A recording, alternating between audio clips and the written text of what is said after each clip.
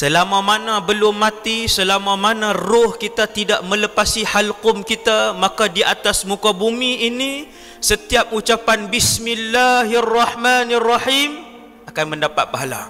Setiap ucapan Subhanallah ditulis oleh malaikat.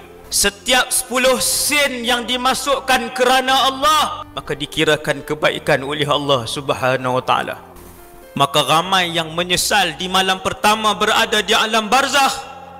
Ramai yang memohon kepada Allah mengulang-ulang, Rabbirji'un, boleh tak ya Allah kembalikan kami sebentar sahaja di atas muka bumimu. Untuk apa wahai yang meminta pada hari pertama di barzakh? La'alli a'malu salihan fima tarakt.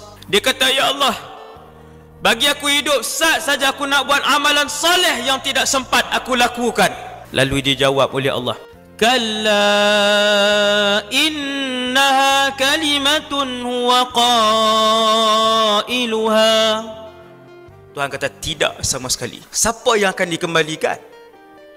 Mana ada manusia yang dah duduk di alam barzakh kemudian nak dikembalikan? Takat mana hak buat, takat tu ya. Wa min waraihim barzakhun ila yaumi yub'atsun. Allah Ta'ala kata, ni kita dah duduk alam barzakh, maka ayat ini dibacakan kepada saya yang hidup dan tuan-tuan yang hidup untuk kita mengambil iktibar, untuk mula mengisi keseluruhan kehidupan kita dengan ibadah dan mencari redha Allah. Kerana manusia yang mencari redha Allah dan akhirat, beliau akan diberikan dunia dan kekayaan oleh Allah Subhanahu wa ta'ala.